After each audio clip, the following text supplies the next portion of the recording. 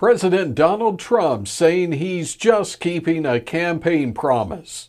He announced on Tuesday the administration's intent to make E15 ethanol available year-round. Well, currently, due to a regulation by the Environmental Protection Agency, or EPA, E15 is not available for sale from the beginning of May through mid-September. It's due to earlier concerns regarding vaporization in fuel tanks. And since that time, studies by both EPA and the ethanol industry show that the fuel is stable and poses no significant harm to vehicles or the environment. Now, as part of the announcement, EPA will also make changes to the Renewable Identification Number certificates. Those are also known as RINs. Now, in the past, there's been a lot of volatility in the marketplace as out-of-compliance refiners are forced to buy excess ethanol certificates from other refiners, sometimes at high prices. So it's prompted some refiners to seek waivers from EPA.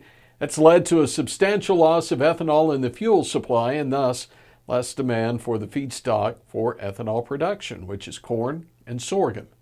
At the same time, convenience stores across the country will be promoting a new fuel.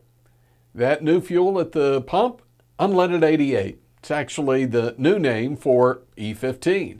Growth Energy has launched a website and advertising campaign touting the benefits of the higher octane in fuels. Well, the future of the World Trade Organization and the world trading system is bright.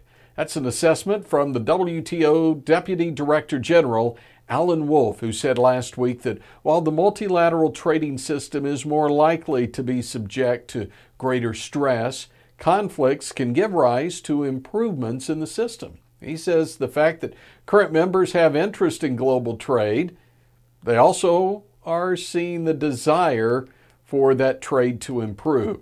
And of course, that comes at a time when the United States and China have now gone into an all-out trade war. Well, the claims administrator of the $1.51 billion settlement reached in the Syngenta MIR 162 corn class action lawsuit is reminding corn producers, ethanol plants, and grain handling facilities that the deadline to file a claim in the settlement is Friday. Any farmer who planted and harvested corn available for marketing between September 15th, 2013 and April 10th of this year is eligible for the settlement. Now, you don't have to have planted Syngenta, but you do have to have planted corn.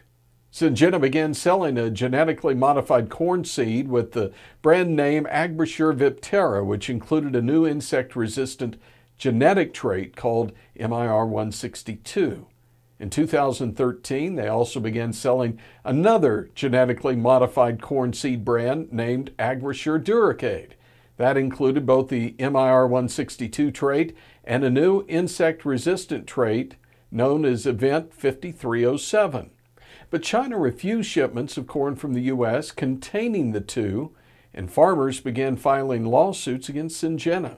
The lawsuits argue that the company should have waited to sell the seed until it had obtained import approval in China. Syngenta says it's not on them, it's actually on those who exported the corn to China.